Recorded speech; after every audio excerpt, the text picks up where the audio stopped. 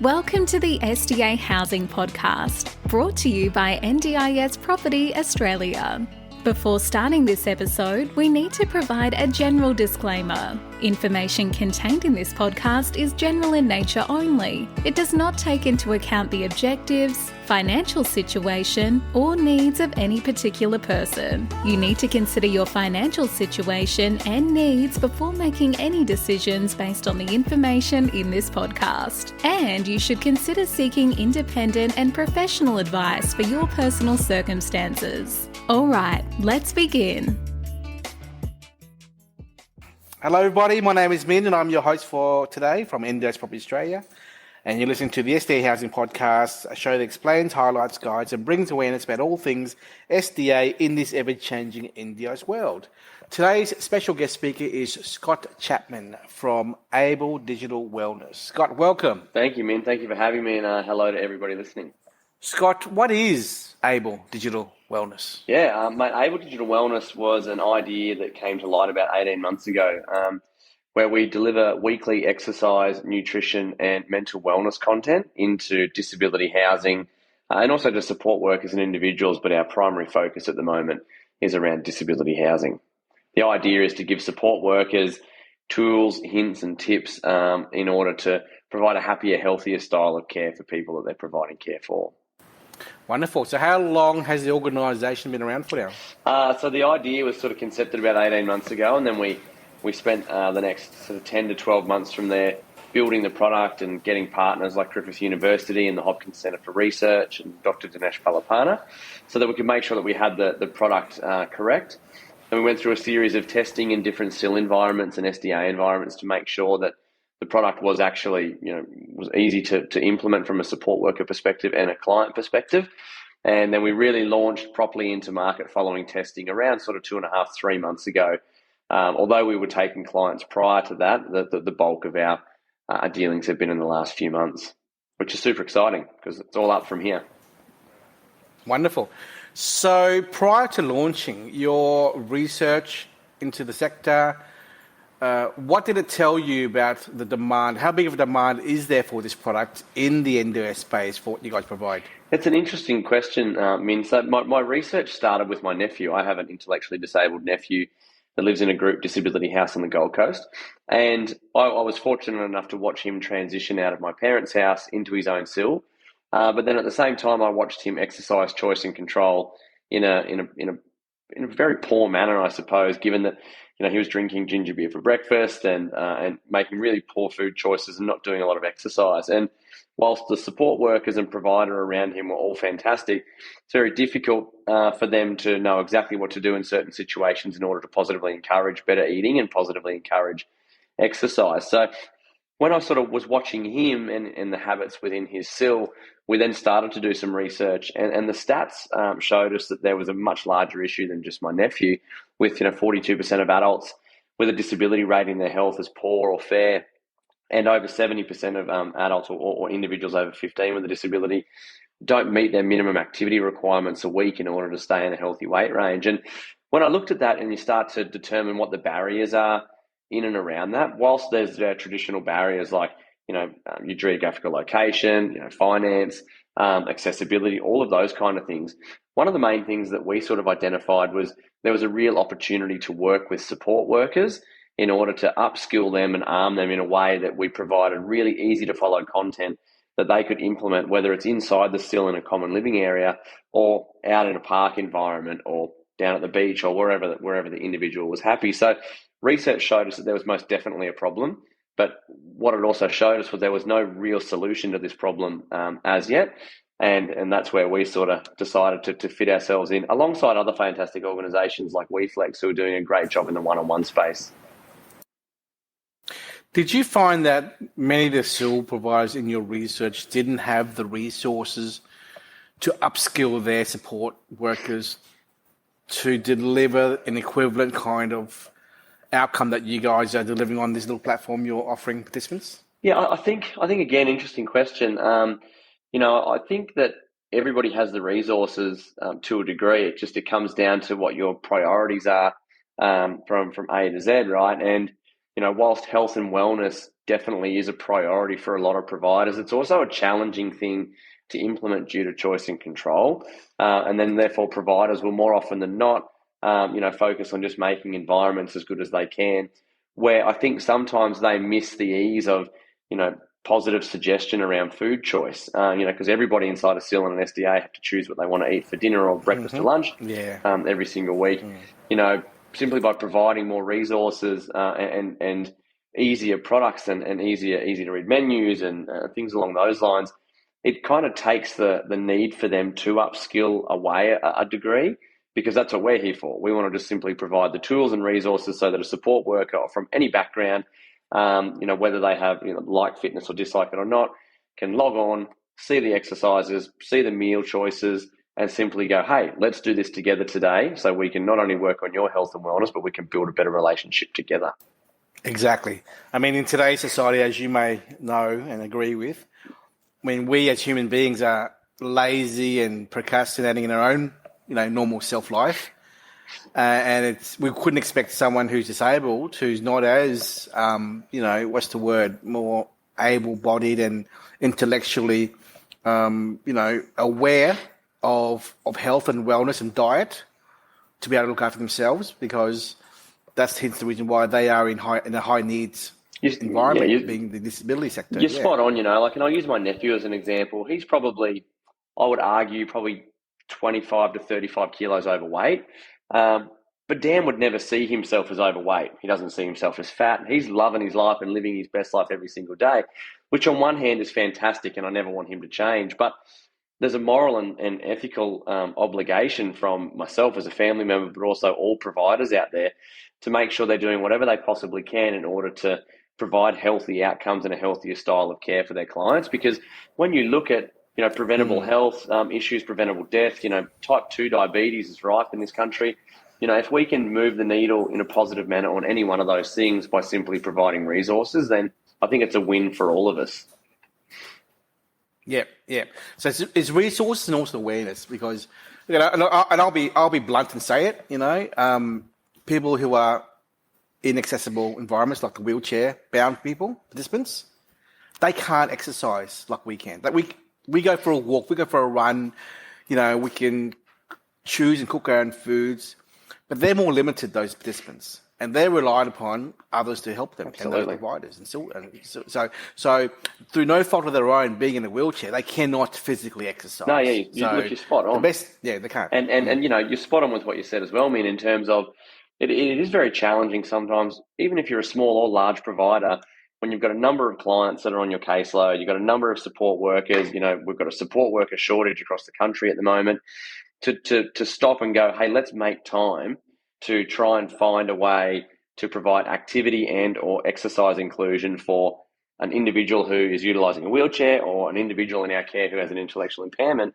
It is a challenge, right? And if you don't come from a background where you enjoy exercise and wellness and or you believe that it's something that should be included a lot, it doesn't unfortunately become one of the priorities in your environment. On the flip side of that, however, what we've found is, because we're still new, every single provider that we've been talking to is very open and very excited and enthusiastic about implementing our product, because it's incredibly cost effective, but it is literally just giving providers and support workers additional tools, where we have for instance, a wheelchair program written by exercise physiologists at Griffith University that's tailored completely for individuals utilising a wheelchair. Different difficulty levels, so we can cater towards different reasons as to why you're there. You might have been an amputee, a spinal cord injury, cerebral palsy, multiple sclerosis, but we provide a whole number of different exercises so that you don't need to have an additional budget to try and get transportation to a gym. You don't then need to try and find a gym that is accessible. You don't then need to try and find a personal trainer that understands how to train somebody with a disability.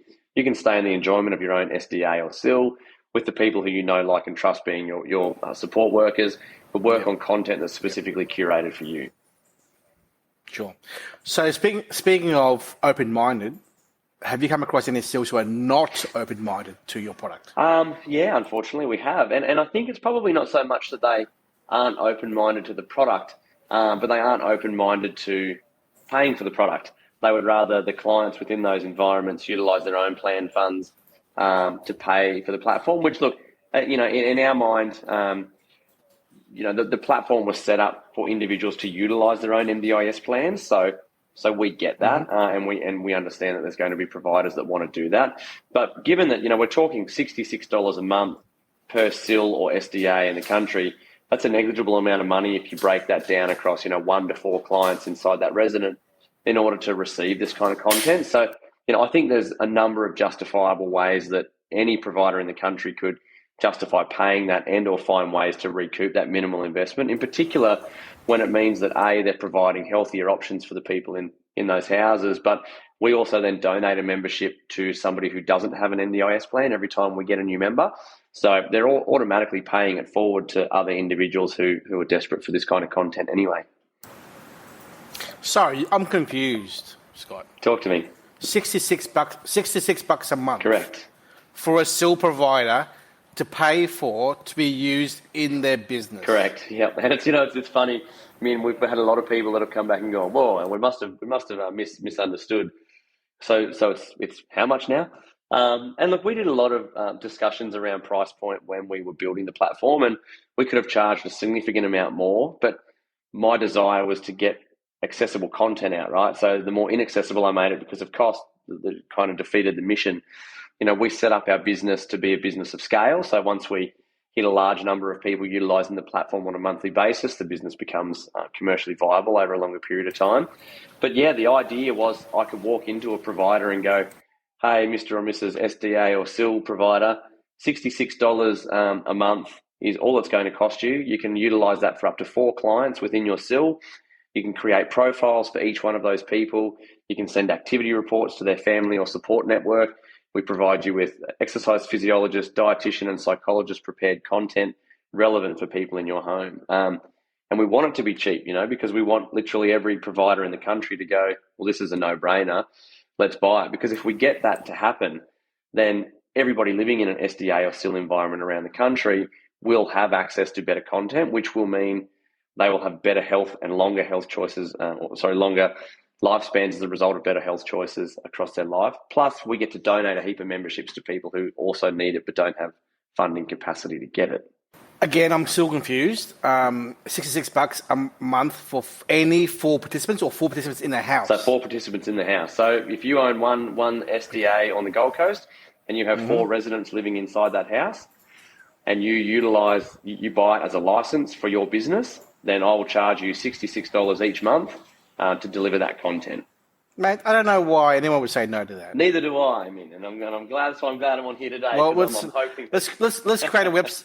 Let's create a website called thetightassils.com.au. Yeah, look, a lot of it comes down to, it's funny, right? We've had a number of providers that might go, "Listen, this is all fantastic. Margins are low in SIL, or we're really strapped for time." And there's, by the time we get through all of our normal reporting and getting everyone out of bed and ready for their day programs and things, there's not a lot of time left. And it's an education process, right? Like anything, we're a brand new kind of product in the market. There isn't effectively a platform in the world at the moment where there's specifically built exercise, nutrition, and wellness content for people with a disability. So, the first hurdle for us is overcoming people's lack of knowledge in terms of what it is that we do. But one of the big things that we really emphasize and talk about a lot is, you could do 10 minutes of exercise a week, right? If you're doing an extra 10 minutes a week, then that's 10 minutes more than you were doing last week, which means you are going to be 10 minutes better off in the long run for doing that. If we create tiny habits over a longer period of time, then people will naturally evolve into wanting to do more exercise. In a number of the SILs that we're in, the ones that we've been in for longer periods of time, support workers have given us a lot of feedback around, we've got less behavioural reports being written up. Staff have more harmonious relationships with clients because they're interacting with exercise and on different cooking missions with them. So they're forming better relationships. And guess what? You have to do meal planning anyway. You have to help prepare and go shopping to get groceries for the week. So why not do it in a more of a considered way? So many SILs I go into, the individuals will eat pasta literally every night because it's their choice to eat what they want. And, it's carbonara one night, it's spaghetti bowl another night, it's ravioli another night. You have 5 nights of pasta, you're going to feel sluggish. You're going to, mass carb load. You're going to put on weight if you're not meeting minimum activity levels.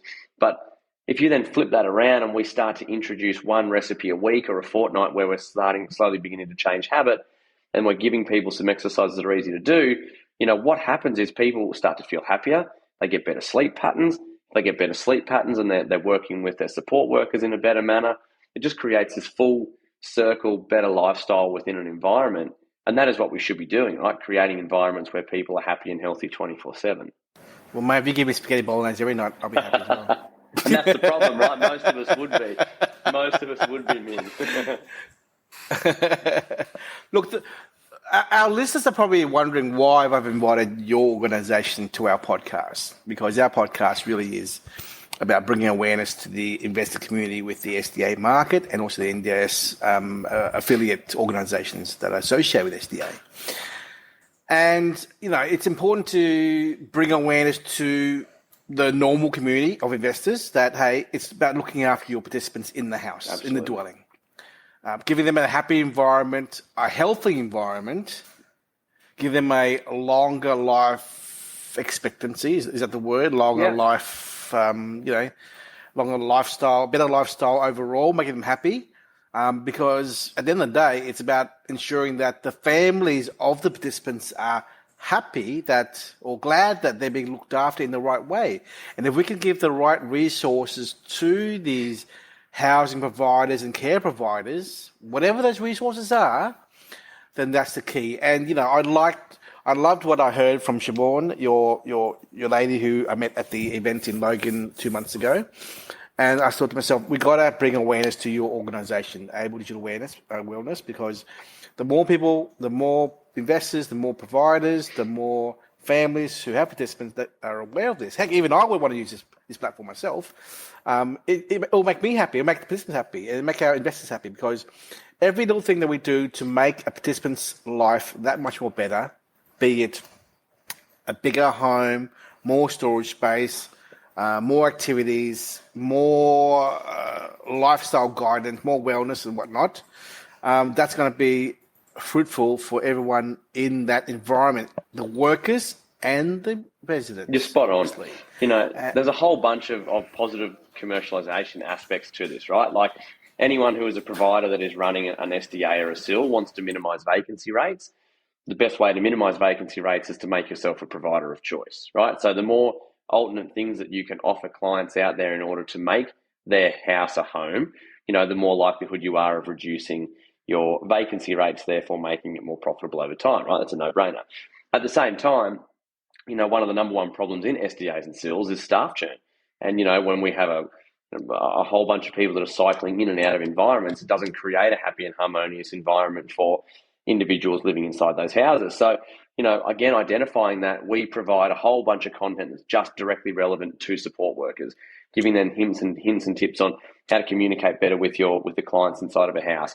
How do you deal with difficult situations and build harmonious relationships with families?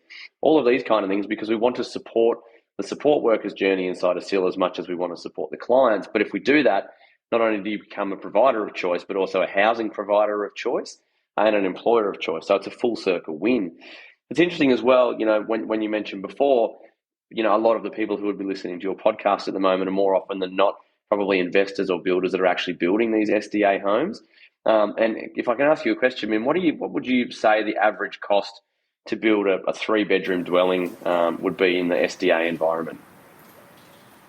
Minimum $700,000. Okay, so if I could tell you then, as an investor or as a builder who's building these houses, to then go and find a provider, that for as little as $1,300, you could then go to a provider and say, hey, with this house comes a 2-year subscription to this health and wellness platform, offering you all of this kind of content that you can use with your clients. That is a fraction of the cost in terms of the overall scheme of things from a build perspective. But again, as an organisation building these houses, giving a provider a different asset or different option to choose something stands you out from the rest as well. So, we want to talk to people building, people providing, parents, family, friends, anyone, because again, we really believe that our product has been tested and proven that it works in this environment. And again, the big linchpin is for every member that we get who pays, we can give this to somebody who can't afford to pay. And there's 3.7 million people with a disability in this country who don't have an NDIS plan, who don't have the luxury of being able to go into an SDA or SIL, who may struggle with weight or meeting their minimum activity requirements or dietary things. Now, we want to make sure they have access to this content as well, and this is a channel for us to do so. So if a SIL provider doesn't want to pay the $66 a month for their group house, can an individual participant sign up directly to your organisation, and what's the cost for them? Yep, same deal, $66 a month out of their plan. But what we would encourage that happens in that case is we would really welcome the opportunity to deal with the SIL provider anyway. If they make the conscious choice that they don't want to pay for it, but they have a client who does, we would still want to do an onboarding session with the support workers in that house to educate them on the best way to implement the content. Because again, 99% of people living in SIL, SDA, all of these kind of environments require the support of a support worker to help them through these things. That's why they're there, right? So, we would want to make sure that at a minimum commitment from the provider, they were happy for us to give their support workers information on the best implementation practice as well. But yes, short answer is yes, they can use their own NDIS plan. So going back, I want to ask you another stupid question. Maybe I'm saying this wrong. You're telling me an individual can get this plan for $66 a month. Correct. But yet before, 20 minutes ago, you told me if the provider does not want to spend the money themselves for 4 people in the house, there may be a bit of a challenge there. But surely those 3 or 4 participants in that house would have had some funding to tap into to pay for this cost. Absolutely. Look, so there's no reason to say no. No, again, I agree. And the challenge, again, is breaking down that barrier and getting in front of people to fully explain that. Because there's a slight difference if you're someone who subscribes via their own NDIS plan versus a provider. There's a slight difference in the content that you receive. The provider actually ends up with more content if they pay, because we provide stuff that's relevant to their support staff to try and upskill them at the same time. But you're spot on in what you're saying. There's 1,001 ways that a provider can recoup those costs via clients within that house. And when you're looking again at 4 clients in a house at something around 50 cents a day to have the content provided to them, whether you can find a way to recoup it or not really should be irrelevant, because it's that negligible a cost. The average funding per participant is $74,000 a year in Australia, and only 3/4 is used up. So still a quarter of that 74 grand still not used. Yeah, and we can come. So that's absolutely silly to. Yeah. We come from multiple different budget lines as well, and one of the things that we made sure we did when we built the platform was we made it so that we didn't need to come out of a therapeutic budget line. So we're not trying to compete with your allied health budget. We're not trying to take money away from your current EP, dietitian, physiotherapist, or anything along those lines. We can bill to a core and or capacity budget through a number of different lines there, making sure then that we are supporting the current allied health plans that you have in place, meaning that, again, everybody's a winner, right? Because they're generally the budget lines that have the most capacity within them, such a small amount of money, and then it can support your supports that are already there. Wonderful. Well, we're pretty active in certain parts of Australia. I'd like to definitely introduce you to some people in Perth, some big non-profit organisations which are SIL providers and housing providers. We're going to do a lot of work with them in Western Australia. Yeah, I'd love that. And that would actually add to our value proposition for what we do in the property space, because there's nothing like having a 14, 15 units in one location, and there's 15 participants there. Another one over here, same thing. 7 villas over there down the road, or different houses and whatnot with 2 or 3 or 4 participants as well. And having a part of the package provided to the investor and the household, not have to worry about if it's funded by the NDIS, if it's funded by the participant, if it's funded by the SIL. It's just part of the offering by the investor to the part of the offering by the developer and the builder to the outcome of the participants there to help them out. Because we are now at the stage now where we're looking to add as much value-added positives to a home environment for participants. And these are examples here. Example is courtyard space for every bedroom, more storage space in a house, maybe having a vehicle for most houses that are accessible to be used for their own use, full automation in the house, AI, AT tech in a house, and health and wellness platforms available to make them happy. So Spot on. you tell me, anyone out there who would say no to that kind of environment with all that as freebies. Exactly. And right? that's, developers should They be wouldn't say no. They should be looking for those points of difference, and given that, again, as I said a minute ago, they could incorporate a 2-year subscription to our platform for probably less cost than what it costs for the doorknobs in that entire house, then, it kind of becomes a no-brainer. In my opinion, anyway. Matt, that's why we're talking to you. So we'd love to definitely explore that opportunity with all of our transactions around Australia. Like we're doing, 100 a year in transactions for new homes and new apartments, and we'd love to have this as part of the value proposition to all our transactions for our investors, right? Whether our investors agree or not, we still love to see it part of it all. So whether the investors pay for it, or the builder pays for it, or the participants pay for it, or the seal provider pays for it, or the NDIS pays for it, or we pay for it, we'd like to see that this kind of product is part of all of our rollouts of SDA dwellings around Australia.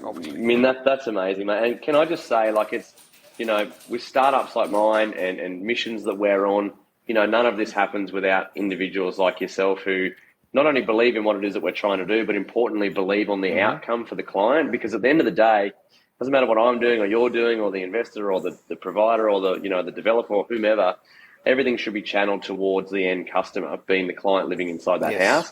And the sooner we all really focus every bit of our energy in and around that, I think that organisations will find out that they'll become more profitable naturally. But ultimately then everybody who deserves access to content like this or access to a house that is livable and they enjoy to be in with clients who they enjoy to be around, the sooner we can all arrive at that same place, the better the world's going to be. Hey, tell us more about your organisation. You've got the advisory board here on your website, and also yourself and Tim and Siobhan. Yeah. Tell us more about your team there. Yeah, for sure. Who's in the background there?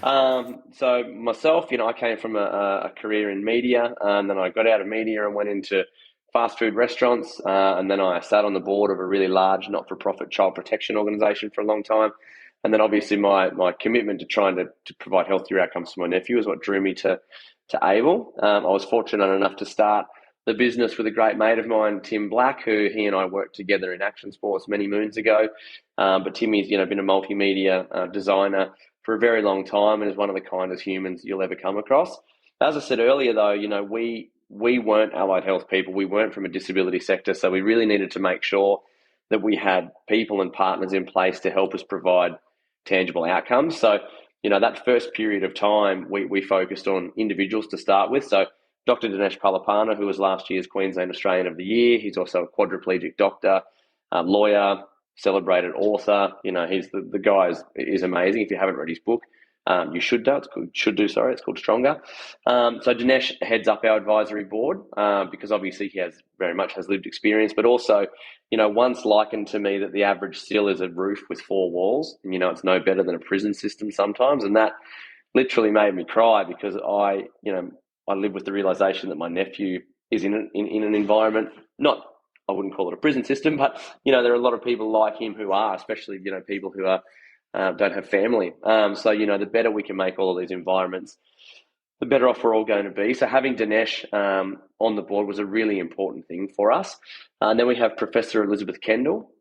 So Elizabeth Kendall is one of the lead directors of research at the Hopkins Centre for Research.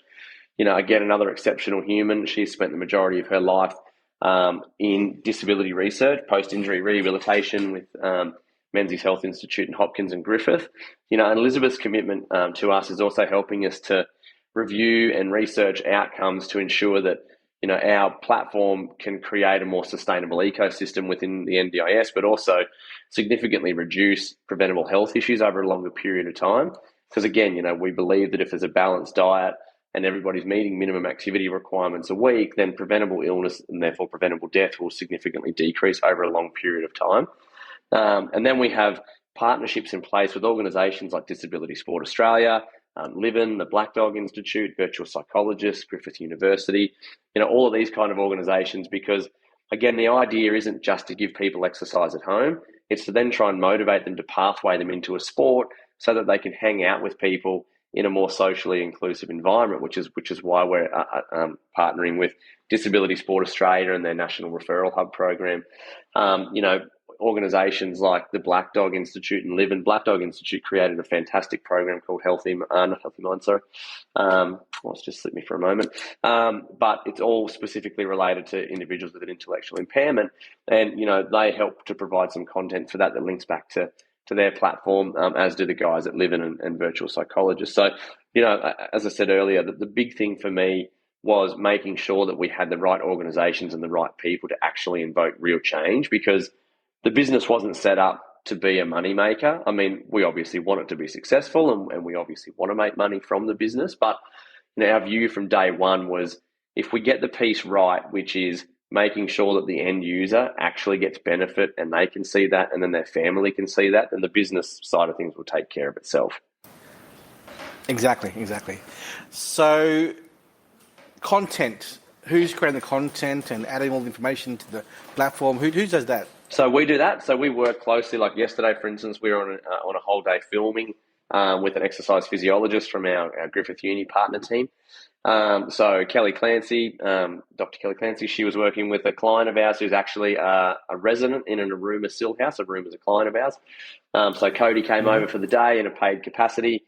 He spent a day filming with us, so filming a range of exercise. And then we build the program so that it drip feeds content every week. So every single week inside your platform, you will receive 3 exercise videos, some dietary information or nutritional information, a recipe that's relevant to that dietary information, and then some mental wellness content relevant to all of that. So Griffith Uni dietetics team and exercise physiology team help us to build the content for exercise and nutrition. And then Black Dog, Virtual Psychologists and Livin have helped us to curate the content for the mental wellness section.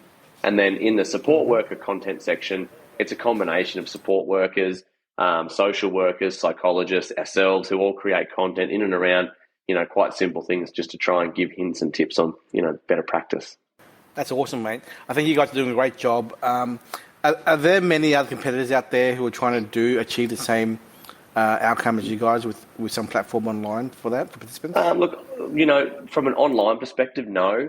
It's interesting that the competitor conversation and comparison, put it this way, there's nobody doing what we're doing globally in terms of a platform specifically designed for people with a disability, specifically designed content for people with a disability, delivered through a digital platform where they can work out anywhere in the country with an internet connection.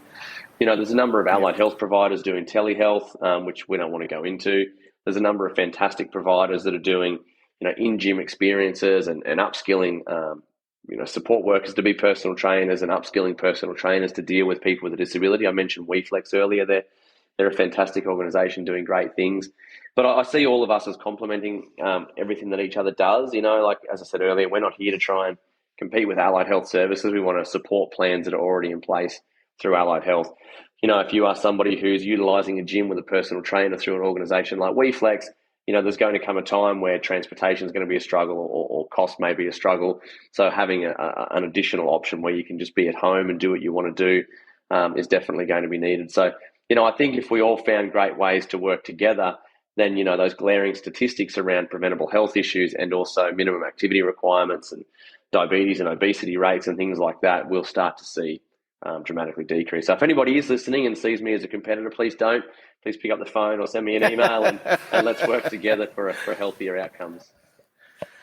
Well, truth be told, Scott, if an investor wants a long-term tenant, they want to be healthy and well for the next 20, 30 years, not having diabetes and having a heart attack and high blood pressure. Yeah, you're exactly right. And, that's such a real thing, Minh. Like I looked at my nephew and if he had have continued on the path that he was on, and again, I need to stress, it was no fault of the provider. It was just around trying to find best practice within choice and control. But, if he had have continued on that path as often as he did, as so many people can, diabetes was right in front of him, and what comes with that is a whole raft of other avoidable health issues and early death, and that would have been him. And I couldn't sit by and, watch him live a younger life purely because there wasn't anything out there to help. Mate, do you often do any annual events for your organisation? Get-togethers with many other SIL providers. I think you should. I don't know. You have a great product, and I think it'd be great for you to bring more awareness, like the Arumas, the Life Without Barriers, all the large MS Queensland, all those big organisations to really celebrate your success and what you guys are doing to bring awareness to the community. I think we should do as much as we can to help you guys out and grow and go from there. You're awesome, mate. Thank you. And the answer is not yet, but we're planning on trying to run a relatively big wellness event in the not too distant future, where we want the focus to be around outcomes rather than just us. And we're looking at organisations like Whatability, who is a fantastic support provider, Australian-based now, Australia-wide now, that incorporates so much activity and health and wellness into their support workers that are providing day support. Organisations like Mabel, who are making sure that they're matching support workers to like-minded participants. Ourselves, plan managers who are actively assisting at Leap In and NDSP have been two great plan managers who are actively assisting clients in order to try and find additional ways to access health and wellness content via their NDIS plans. I want to get all of those kind of organisations together to go, what can we do collectively to educate the entire, system in ways that we can provide healthier outcomes for individuals. And, what we've done so far, we've been, lucky and successful, I suppose, that we're about to start a statewide rollout with Queensland State Government Department of Disability Housing in Queensland. So they've made a significant commitment to offering healthy choice for their clients. A rumour is underway at the moment in a number of locations across the country where they're offering it as well. And we're meeting with South Australia State Government next week to start the rollout process with them, along with a number of smaller providers, Anchored Care, Spiritability. There's a whole raft of them who are actively involved now. We just need more. That's great. Hey, we did Debbie in our office did a podcast with a lady called Tanya Gorry about 2 months ago. She owns the brand NDOS.network. Yep. It's called the Wholesome Warrior or something. Oh, yeah. I'll give the details. I've done a podcast with her before. Yeah, it's good. Mate, she has a great, massive online presence on Facebook and whatnot. Mate, grassroots marketing is where getting to the families and the participants is the way to go for you. I'd like to definitely have published this podcast with you, with this we're doing now, by late December or early January, and then bring awareness to what you're doing to our 800 followers on Instagram and whatnot, and promote this podcast on LinkedIn to other organisations to be aware of. And I want to introduce you to a few of our connections we've made in Canberra and in Perth the last few months as well. I think I'd love that. There's definitely a big market for that for you guys out there. Yeah, you're a legend. I really appreciate it. I mean, as I said before, it's not without support from organisations like yourselves that, gets the little guys like us underway, and then, the better we can do, the healthier the world becomes. That's the ultimate goal. Yeah. My wife would love you because anything you do to make me healthy, eat less, and less sugary, fatty foods would be great. Now, listen, I didn't say that I practice what I preach a lot of the time. I just ate a lot. But it's all about those, forming tiny habits, and if we can all cut one thing back here and there, then we're better off in the long run. Yes. So our team, our internal marketing team here, will definitely get on the ball with the next few weeks with marketing your brand to our network. I'd love to talk to you more on the side about how we can contribute your product and platform to our dwellings across Australia. I love that, mate. Developers and builders. All right. And then a direct connection between you and the supervisors we work with directly to explain why we're pushing this brand. So Luba from our office will give you an email today or tomorrow about getting your logo, JPEG, and access to the videos you may have to promote on our social medias, and we'll talk about incorporating your products more in the cost of our builds and everything as well. Yeah. I love it, mate. Thank you so much. I can't, I said it a ton, but I can't thank you enough. It's again this kind of support that means the world to me, but also should mean the world to a whole bunch of families out there, because the ripple effect long term is significant. So thank you, mate. If we can change one life at a time, that's. You're absolutely bang on. And I can promise you, like the feedback that we've been getting from our clients, across the country directly leads to that. There are tangible outcomes for, we are writing half as many behavioural reports now as what we were the week and month prior, because clients are happier and healthier, getting better sleep patterns, which means less conflict between clients, less conflict between support workers. So our house is happy and harmony. We've got a client who's at the Logan Lee Service Centre in the Department of Disability. she required 3 support workers to get her out of her mobility aid 6 months after utilising ABLE. She only needs 1.5 now. So, she still needs assistance, but, we're reducing potential for work cover, accidents with staff. We're creating a healthier lifestyle. The amount of people we've already impacted positively is awesome, and we're only just getting started. Cool. Mate, thank you so much for your time. Let's connect up next week or 2 weeks and go from there. Okay? Love it. Thank you so much, mate. Have a great afternoon. See you, mate. See you, Min. Bye-bye. Bye-bye. Cheers. We hope you enjoyed this episode. Please make sure you are subscribed and following us so you can keep in the loop with all of our upcoming episodes. We would really appreciate it if you could leave us a 5-star rating, a written review, and to share this podcast with those that could benefit. Until next time, catch you on the next episode.